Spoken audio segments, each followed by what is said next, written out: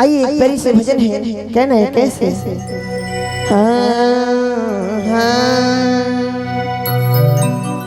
क्रिय कथा मनुसाता नवा दूसरे में चंचल मानवा हरि कथा मनुसाता नवा दूसरे में चंचल मनवा हरे तीसरे में माया के बांधनवा जी शिव गुरुदेवा तीसरे में माया के बांधनवा जी शिव गुरुदेवा तीसरे में माया के बांधनवा जी शिव गुरुदेवा एकता मनुष्य चंचल मनवा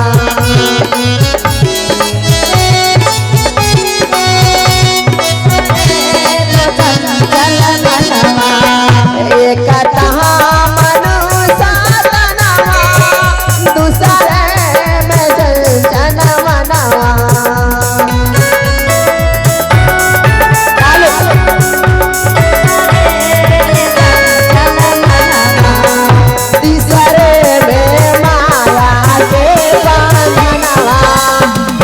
शिव गुरुदेवा तीसरे में माया के बांधनवा जी शिव गुरुदेवा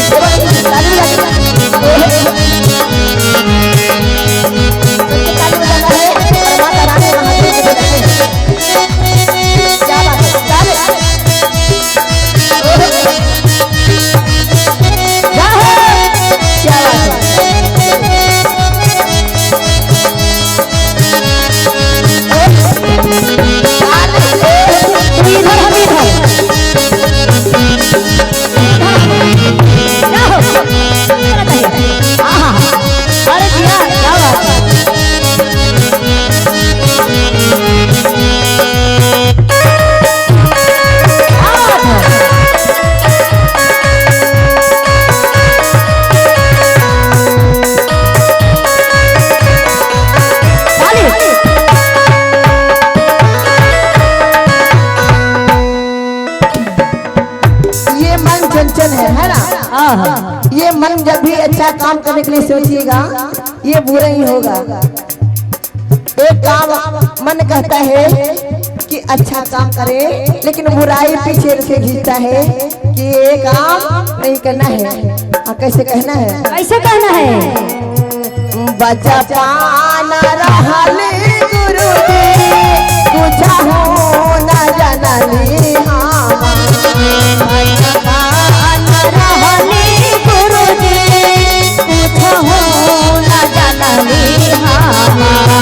जब बचपन में रहली तो हमारा कुछ अकेले ज्ञान न रहे कि हम क्या करें। बचा पाना रहले गुरु कुछ हो न जननी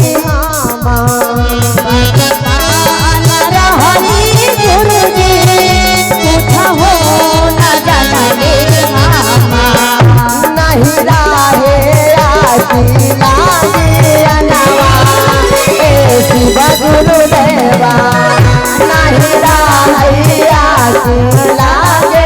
अनवा ए शिव गुरुदेवा।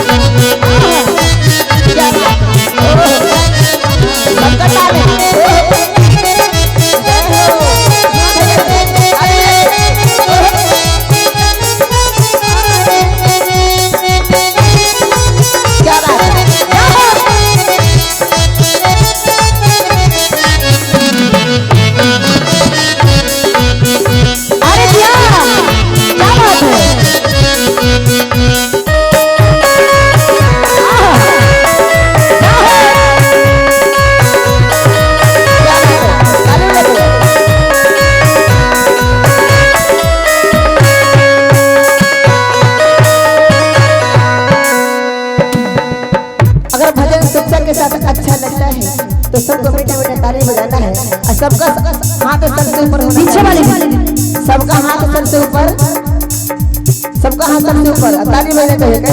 कैसे कैसे आई ले जवानी गुरुजी कुछ हो न मनली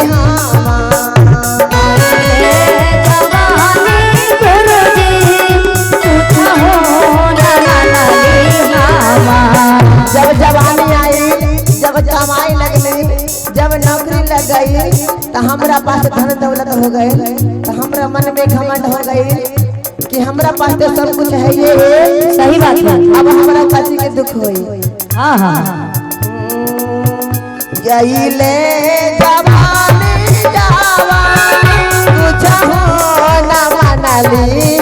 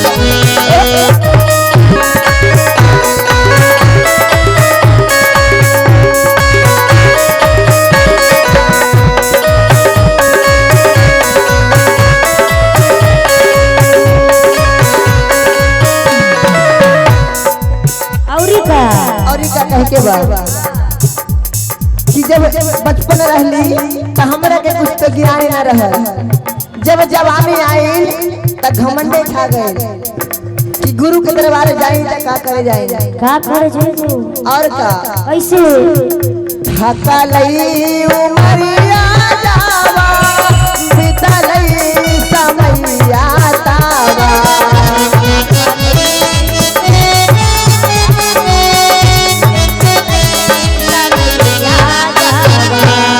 बीतलई उमरिया तावा थकलई सरिया तावा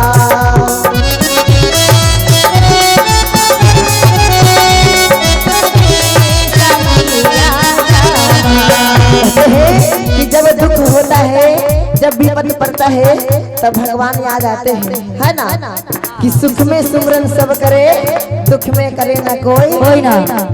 और जो सुख में सुमरन दुख में सुमरन करे, कि जो सुख में सुमरन करे तो दुख काहे के होए, है ना कि जब आपके पास धन दौलत है तब भगवान को भूल गए, और जब विपत्ति पड़ा तो भगवान भगवान करते हैं। बीतल उमरिया तावा थकलई सरिया तावा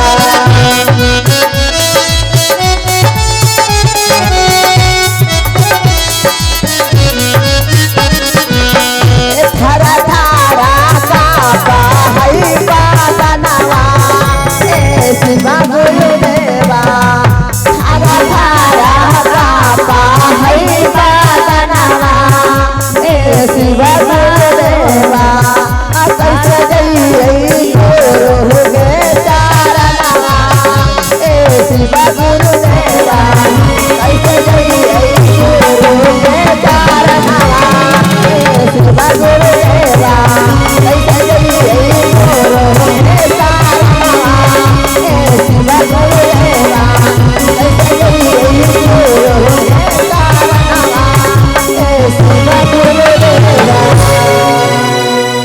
हरि कैसे जइयै गुरु के शरणवा ए शिवा गुरुदेवा। शिव गुरु महाराज की